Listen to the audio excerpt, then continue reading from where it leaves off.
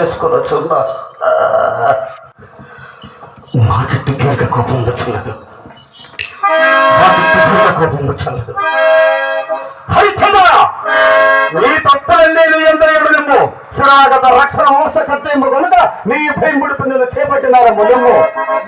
మహాత్మా నా ఉపదేశం పొందగలదు, నీవు దాని మేరకు తప్పక ప్రవర్తించువేని నా కోపాగ్ని విశేషగలదు. నేను సిద్ధముగా ఉన్నాను.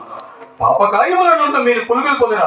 ఎట్టి పాప కృత్యము లేదు, మా అగ్ని వెనుక అవి పుణ్యకృత్యములుగా మారవలసినది. అదే మీరు అప్పుడు బ్రహ్మలు కదా, మా మహిమని నీకు బాగుగా తెలిసి వచ్చారు కదా. అన్యాలోచన లేదా పరీక్షనా, అన్యాలోచన లేదా ఇచ్చితే వివాహం వాడురా.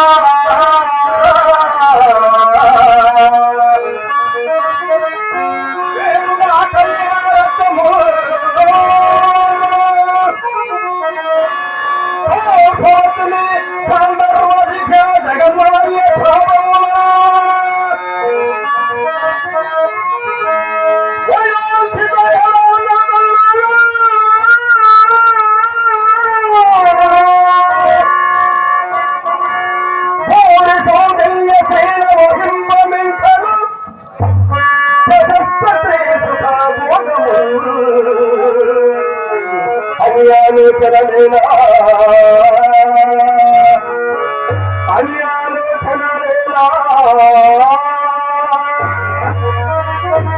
అన్యాలోచన లేదా,